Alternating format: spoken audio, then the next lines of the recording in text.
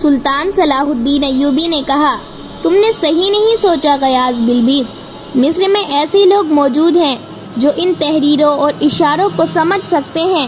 ان کاغذوں کے ساتھ مجھے کوئی دلچسپی نہیں، مجھے چور کے ساتھ دلچسپی ہے، وہ کوئی ہمارا ہی رفیق نہ ہو، اس چور کا سراغ لگاؤ۔ علی بن سفیان نے کہا، مجھے شبہ ہونے لگا ہے کہ ان کاغذوں کی کچھ نہ کچھ اہمیت ضرور ہے۔ میں محترم غیاث بلبیس کے ساتھ بات کر چکا ہوں، بہت دنوں سے ہمارے مخبر اور شہر کے اندر جاسوس ہمیں کسی پر اسرار سرگرمی کی اطلاع دے رہے ہیں۔ قدومی یہاں کی ایک مشہور رقاصہ ہے جسے امیروں کی محفلوں کی شمع کہا جاتا ہے، 5-6 دنوں سے غائب ہے۔ ایک رقاصہ کا شہر سے غیر حاضر ہو جانا کوئی اہم واقعہ نہیں ہوا کرتا، لیکن قدومی کو میں نے خاص طور پر نظر میں رکھا ہوا ہے۔ میرے مخبروں نے بتایا کہ اس کے یہاں اجنبی اور مشکوک سے 2 آدمی آتے رہے ہیں۔ پھر قدومی کے گھر سے ایک روز ایک پردہ پوش عورت کو نکلتے دیکھا گیا، وہ ایک اجنبی تاجر مسافر کے ساتھ جا رہی تھی۔ مجھے شک ہے کہ قدومی بھیس بدل کر نکل گئی ہے۔ دوسرے مخبروں کی اطلاعوں سے پتہ چلتا ہے کہ کچھ آدمی جنوب کی طرف مشکوک حالت میں جاتے دیکھے گئے ہیں۔ ان سرگرمیوں سے مجھے شک ہوتا ہے کہ ان کا تعلق ان گمشدہ کاغذات سے ہو سکتا ہے، اور یہ شبہ بھی ہے کہ یہ صلیبی تخریب کار ہوں گے۔ جو کچھ بھی ہے، ہم ان سرگرمیوں کو کھو لگا رہے ہیں۔ سلطان ایوبی نے کہا، ضرور کھوج لاؤ اور ان خزانوں کو اپنے ذہنوں سے اتار دو۔ میں جانتا ہوں کہ قوم کی فلاح و بہبود کے لیے صلیبیوں سے فیصلہ کن جنگ لڑنے کے لیے ہمیں مالی استحکام کی ضرورت ہے، مگر میں کسی سے مدد نہیں مانگوں گا۔ محترم نور الدین زنگی نے مالی امداد کا وعدہ کیا ہے، میں یہ امداد قبول نہیں کروں گا۔ مالی امداد سگے بھائی سے ملے تو بھی انسان صلاحیتوں کے لیے، محنت اور دیانت داری کے لیے نقصان دہ ہوتا ہے، پھر انسان خزانوں کی تلاش میں مارا مارا پھرنے لگتا ہے۔ مصر کی زمین بوجھ نہیں ہوگی، محنت کرو کہ یہ زمین تمہیں ثمر دے۔ قوم کو بتاؤ کہ حکومت پر اس کے حقوق کیا ہے، تاکہ وہ اپنے آپ کو رعایا سمجھنا چھوڑ دے، اور قوم کو یہ بھی بتاؤ کہ اس کے فرائض کیا ہے۔ اگر قوم نے فرائض سے نگاہیں پھیر لی تو حقوق پامال ہو جائیں گے۔ تم جس زمین کی پاسبانی میں خون نہیں بہاؤ گے اور جس وقار کے لیے پسینہ نہیں بہاؤ گے، وہ تمہارا حق کبھی ادا نہیں کرے گا۔ پھر اس ملک کے حکمراں باہر کے خزانوں کی تلاش میں نکل کھڑے ہوں گے، اور قوم افراد میں منتشر ہو کر کفار کے غلام ہو جائے گی۔ جن خزانوں کو سلطان صلاح الدین ایوبی ہاتھ لگانے سے بھی گریز کر رہا تھا، ان تک اس کے اپنے ہی ایک جرنیل کے بھیجے ہوئے 50 آدمی پہنچ گئے ہیں۔ مارکونی، اسماعیل قدومی اور ایک صلیبی شام کو پہنچے۔ ان کے باقی ساتھی جو الگ الگ ٹولیوں میں روانہ ہوئے تھے، اسی رات پہنچنا شروع ہوئے، اور آدھی رات کے بعد پورے 50 آدمی پہنچ گئے۔ جیسا کہ بیان کیا جا چکا ہے، یہ جگہ ایسی تھی جس کے قریب سے کبھی کوئی مسافر نہیں گزرتا تھا۔ جگہ ڈراؤنی ہونے کے علاوہ کسی راستے پر پڑتی ہی نہیں تھی۔ یہ چونکہ سرحد سے دور تھی، اس لیے سرحدی دستوں کی نظر میں بھی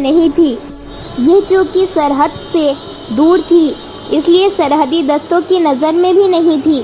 مارکونی نے رات کو ہی سب کو اس خطے کے اندر پہنچا دیا تاکہ باہر سے کوئی دیکھ ہی نہ سکے، اور انہیں مکمل آرام دینے کے لیے کہا کہ وہ جتنی دیر سو سکتے ہیں سو جائے۔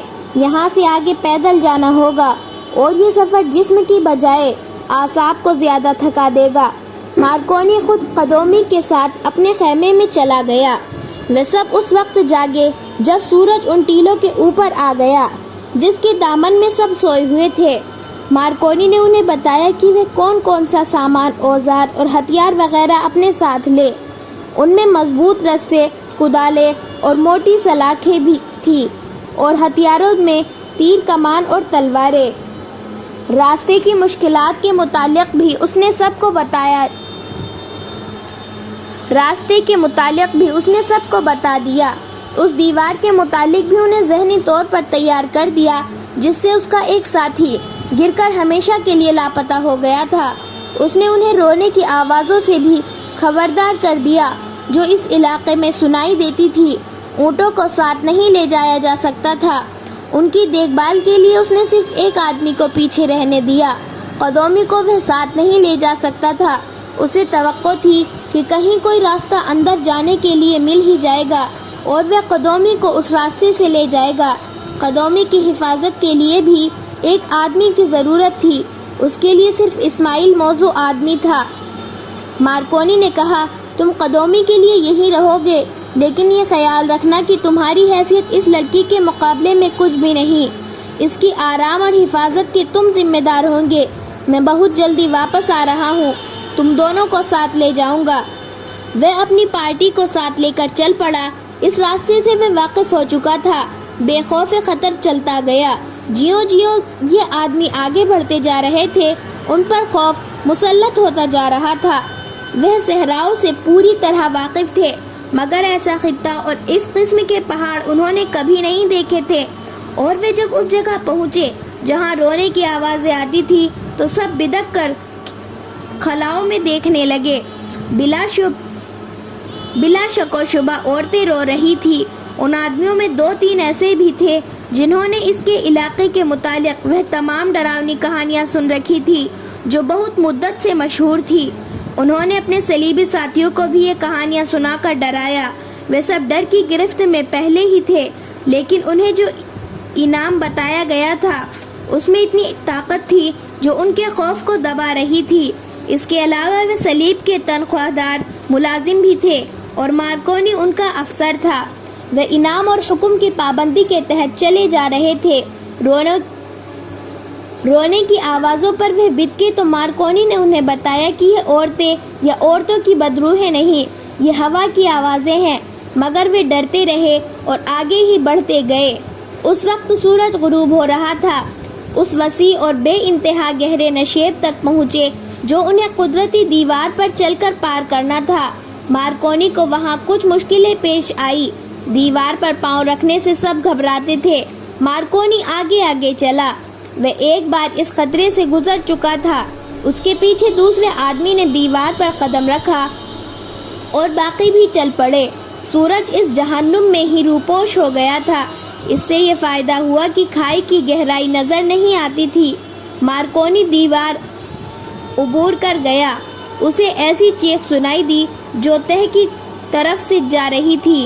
ذرا دیر بعد ایک ہیبت ناک چیخ سنائی دی۔ یہ گروہ جب دیوار سے گزر کر کچھ آگے جا جمع ہوا تو اس میں 5 آدمی نہیں تھے۔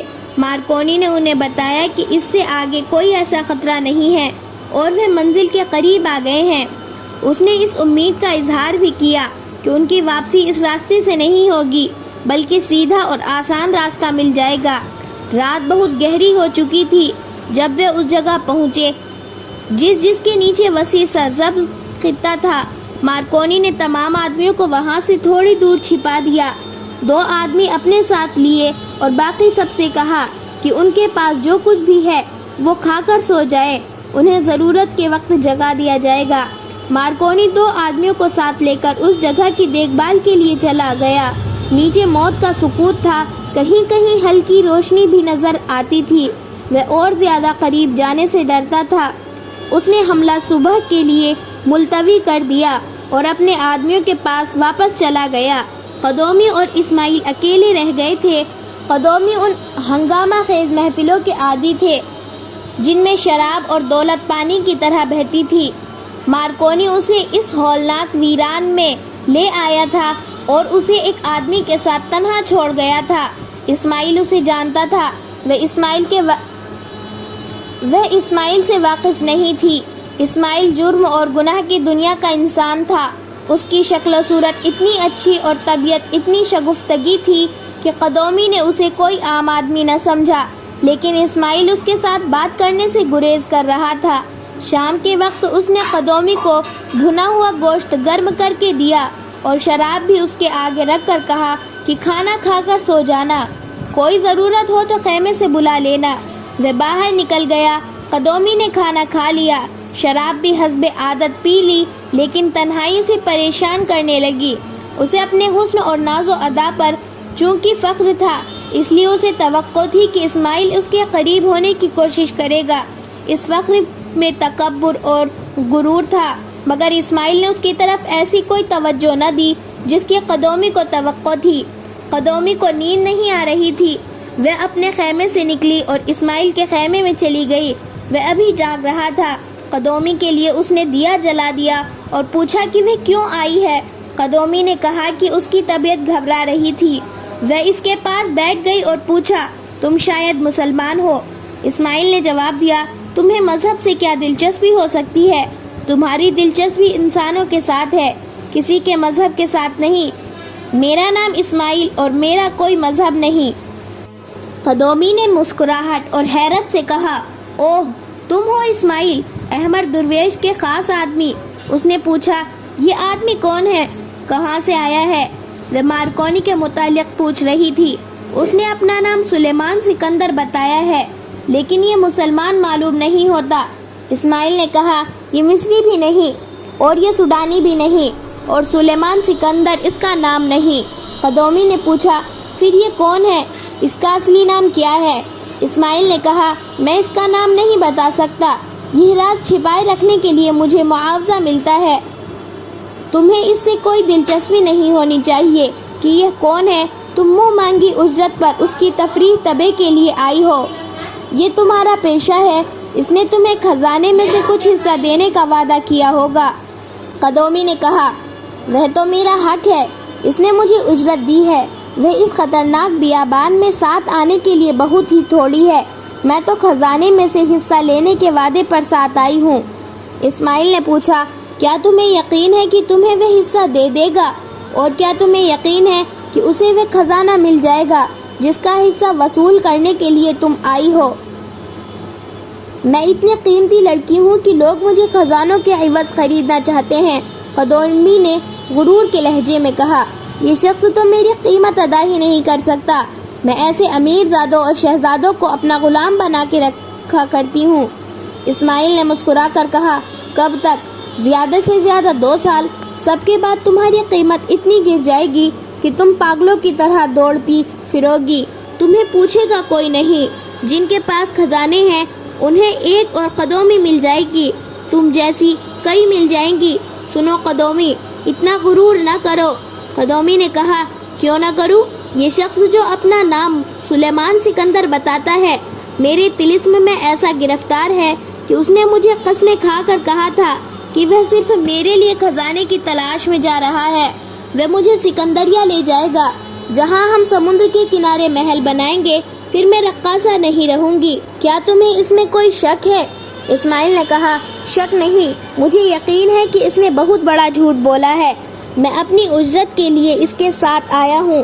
احمد درویش کا کہنا میرے لیے حکم کا درجہ رکھتا ہے۔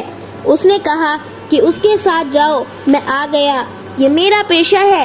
میں کرائے کا گنہگار ہوں۔ میں اجرت پر قتل بھی کرتا ہوں، مگر میں جھوٹ نہیں بولا کرتا۔ میں کبھی پکڑا ہی نہیں گیا۔ احمد درویش مجھے بچا لیتا ہے۔ مجھ میں دوسری خوبی یا خرابی یہ ہے کہ میں عورت کا احترام کرتا ہوں۔ مجھے معلوم نہیں میں ایسا کیوں کرتا ہوں۔ عورت پردہ دار ہو یا عصمت فروش، میں اس کی عزت کرتا ہوں۔ میں عورت کو دھوکہ نہیں دے سکتا۔ میں تمہیں بھی دھوکے میں نہیں رکھوں گا۔ میں تمہیں یہ بتا دینا اپنا اخلاقی فرض سمجھتا ہوں کہ یہ خزانہ تمہارے لیے محل تعمیر کرنے کے لیے نہیں نکالا جا رہا، یہ مصر کی جڑیں کاٹنے کے لیے استعمال ہوگا۔ یہاں صلیبی حکومت قائم کی جائے گی، مسجدوں کو گرجے بنایا جائے گا، اور اگر ایسا نہ ہوا تو یہ خزانہ مصر سے باہر چلا جائے گا۔ مجھے معلوم ہے کہ تمہیں مصر کے ساتھ کوئی دلچسپی نہیں، مجھے بھی نہیں۔ ہم دونوں پیشہ ور ہیں، گناہ ہمارا پیشہ ہے۔ میں تمہیں صرف 2 باتیں بتانا چاہتا ہوں جو بتا چکا ہوں۔ ایک بار پھر سن لو، تمہارے حسن اور جوانی کی عمر بہت تھوڑی رہ گئی ہے۔ دوسری بات یہ ہے کہ تمہیں یہ شخص اپنے ساتھ تفریح اور عیاشی کے لیے لایا ہے۔ اس کی نظر میں تم ایک طوائف ہو۔ اگر اس نے تم پر کرم کیا تو 1-2 ہیرے تمہارے ہاتھ میں دے دے گا، اور اگر اس نے کسی کے لیے محل تعمیر کرایا بھی تو وہ کوئی نوخیز لڑکی ہوگی، وہ تم نہیں ہوگی۔ تمہارے چہرے پر مجھے بال جیسی باریک لکیریں نظر آ رہی ہیں جو آج اچھی لگتی ہے، تھوڑے ہی دنوں بعد یہ گہری ہو کر تمہاری قدر و قیمت ختم کر دیں گی۔ اسماعیل کے ہونٹوں پر مسکراہٹ تھی اور اس کے بولنے کا انداز ایسا تھا جس میں طنز نہیں تھا۔ دھوکہ اور فریب نہیں تھا، ایک گناہ اپنائیت سی تھی، اور ایسی حقیقت ہی قدومی نے پہلے کبھی نہیں سنی تھی۔ اسے توقع تھی کہ اسماعیل اس پر ڈورے ڈالے گا، مگر اسماعیل نے اسے ذرا بھی اہمیت نہ دی، اس کی بجائے اسے یہ تاثر دیا کہ اس کی اہمیت 2 روز کی مہمان ہے۔ قدومی تو اپنے حسن کی تعریف سننے کی عادی تھی، اپنے آپ کو قلعے پترائے ثانی سمجھتی تھی۔ اسماعیل نے ایسا تاثر پیدا کیا جسے قدومی دھتکار نہ سکی۔ اسماعیل کا انداز ایسا تھا کہ اس کا پیدا ہوا تاثر اس کے دل کی گہرائیوں میں اتر گیا۔ رات گزرتی جا رہی تھی اور قدومی کی آنکھوں سے نیند غائب ہوتی جا رہی تھی۔ وہ اسماعیل کے ساتھ باتوں میں رات گزارنا چاہتی تھی، اس خواہش کو وہ دبا نہ سکی۔ اسماعیل نے اسے مایوس نہ کیا۔ رات کا آخری پہر تھا جب قدومی کی آنکھ لگ گئی۔ اس کی آنکھ کھلی تو وہ اسماعیل کے خیمے میں تھی اور اسماعیل خیمے سے باہر کمبل لپٹا سویا ہوا تھا۔ قدومی نے اسے جگایا اور کہا، میں نے خواب دیکھا ہے، عجیب سا خواب تھا، پوری طرح یاد نہیں رہا، کوئی مجھے کہہ رہا تھا سلیمان سکندر کے خزانے کی نسبت اسماعیل کی باتیں زیادہ قیمتی ہے۔ وہ ہنس پڑی۔ اس کی ہنسی میں رقاصہ کا تصنع نہیں، ایک معصوم لڑکی کی سادگی تھی۔ سورج نکلنے میں ابھی کچھ دیر باقی تھی۔ مارکونی اپنے آدمیوں کو اس سرسبز نشیب کے اوپر اپنی اسکیم کے مطابق موزوں جگہوں پر چھپا چکا تھا۔ صبح روشن ہوئی تو نیچے ننگے آدمی اور عورتیں نظر آنے لگے۔ مارکونی نے اپنے ایک دلیر اور نڈر آدمی کو نیچے جانے کے لیے تیار کر رکھا تھا، اسی ڈھلان سے جس سے اس کا ایک ساتھی لڑھک کر نیچے گرا اور اس پر پر اصرار قبیلے کی ضیافت بن گیا تھا۔ مارکونی نے اپنے اس آدمی کو نیچے لڑھک جانے کو کہا۔ وہ ڈھلان کے اوپر بیٹھا اور نیچے سرک گیا۔ کچھ آگے جا کر وہ قلع بازیاں کھانے لگا اور زمین پر جا پڑا۔ وہ اٹھ کر چل پڑا۔ 3-4 ننگے آدم خور نے اسے دیکھ لیا اور اسے پکڑنے کے لیے دوڑے۔ وہ خوشی سے چلا رہے تھے۔ وہ جب اس آدمی کے قریب پہنچے تو اوپر سے 4 تیر نکلے اور ان کے سینوں میں اتر گئے۔ ادھر سے 2 اور ننگے مرد آئے، وہ بھی تیروں کا نشانہ بن گئے۔ مارکونی نے اوپر ایک چٹان کے ساتھ رسا باندھ دیا تھا جسے اس نے ڈھلان سے نیچے پھینک کر اپنے آدمیوں سے کہا کہ اسے پکڑ کر ایک دوسرے کے پیچھے نیچے اتر جاؤ۔ سب نیچے چلے گئے۔ مارکونی نے اوپر سے رسا کھول کر نیچے پھینک دیا اور ڈھلان میں لڑھکتا ہوا نیچے چلا گیا۔ یہ سارا گروہ تلواریں نکال کر آگے دوڑ پڑا۔ چند اور ننگے مرد سامنے آئے، انہیں بھی کاٹ دیا گیا۔ جو ذرا دور تھے وہ الٹے پاؤں بھاگے۔ نیچے سے سرسبز علاقے کے کئی ایک حصے تھے۔ مارکونی نے دیکھا کہ بھاگنے والے ایک حصے میں چلے گئے تھے۔ وہ ان کے پیچھے گیا۔ اسے ان آدمیوں کا باویلا سنائی دے رہا تھا۔ ان کی چیخ و پکار پر وہ ان کے تعاقب میں گیا۔ اس کے باقی آدمی خون خرابہ کر رہے تھے۔ وہ خود ان آدمیوں کے تعاقب میں رہا۔ تھوڑی ہی دور اسے آدمی نظر آ گئے۔ وہ اب 2 نہیں 3 تھے۔ وہ تینوں ایک چٹان کی دوسری طرف اتر گئے۔ وہ بھی چٹان پر چڑھ گیا۔ دوسری طرف اسے سیاہ پہاڑی کا دامن نظر آیا۔ وہاں ایک غار کا دہانہ تھا جس میں سے جھک کر گزرا جا سکتا تھا۔ مارکونی اس غار میں چلا گیا۔ اس نے تلوار ہاتھ میں لے رکھی تھی۔ اندر سے غار کھلتا جا رہا تھا۔ اسے اس میں کسی کے دوڑنے کی ہلکی ہلکی آہٹ سنائی دے رہی تھی۔ وہ دوڑتا گیا۔ یہ غار نہیں سرنگ تھی جو معلوم نہیں قدرتی تھی یا فرعون ریمنس نے مرنے سے پہلے بنوائی تھی۔ سرنگ کے کئی موڑ تھے اور اندر گھپ اندھیرا۔ اسے بولنے کی آوازیں بھی سنائی دی۔ وہ دوڑتا گیا اور اسے سامنے روشنی کا ایک گولا نظر آیا۔ اس میں اسے 3 آدمی دوڑتے دکھائی دیے۔ وہ غار کا دوسرا دہانہ تھا۔ وہ انہیں قتل نہیں کرنا چاہتا تھا۔ اس کی اسکیم کامیاب ہو رہی تھی۔ وہ تینوں غار سے نکل گئے۔ وہ بھی غار سے نکل گیا۔ تینوں میں ایک آدمی گر پڑا۔ مارکونی نے جا کر دیکھا۔ یہ وہی بوڑھا آدمی تھا جس نے اسے اس روز دیکھا تھا جس روز اس کا ساتھی نیچے گر پڑا اور آدم خوروں کے ہاتھوں مارا گیا تھا۔ وہ بہت ہی بوڑھا تھا، زیادہ دوڑ نہیں سکتا تھا۔ غار سے باہر ریتیلے اور پتھریلے ٹیلے اور چٹانیں تھی۔ ایک طرف سیاہ پہاڑ دور اوپر چلا جا گیا تھا۔ مارکونی نے بوڑھے کو سہارا دے کر اٹھایا اور اس کے بھاگتے ہوئے آدمیوں کی طرف اشارہ کر کے اشاروں میں اسے سمجھایا کہ ان آدمیوں کو واپس لاؤ۔ بوڑھے نے انہیں پکارا۔ وہ رکے تو انہیں اپنی طرف بلایا۔ اس نے مارکونی کے ساتھ مصری زبان میں بات کرتے ہوئے کہا، میں تمہاری زبان بولتا اور سمجھتا ہوں، مجھے قتل کر کے تمہیں کچھ حاصل نہیں ہوگا۔ مارکونی بھی مصری زبان بولتا اور سمجھتا تھا۔ اس نے بوڑھے سے کہا، میں تمہیں قتل نہیں کرنا چاہتا، تمہارے آدمیوں کو بھی قتل نہیں کروں گا، مجھے باہر جانے کا راستہ بتا دو۔ بوڑھے نے پوچھا، کیا تم یہاں سے نکلنا چاہتے ہو؟ مارکونی نے جواب دیا، ہاں، میں تمہاری بادشاہی سے نکلنا چاہتا ہوں۔ بوڑھے نے اپنے آدمیوں سے کچھ کہا، وہ دونوں بہت ہی ڈرے ہوئے تھے۔ بوڑھے نے مارکونی سے کہا، ان کے ساتھ جاؤ، یہ تمہیں سیدھے راستے پر ڈال دیں گے۔ مارکونی نے کہا، تم بھی ساتھ چلو، یہ دونوں مجھے غلط راستے پر ڈال دیں گے۔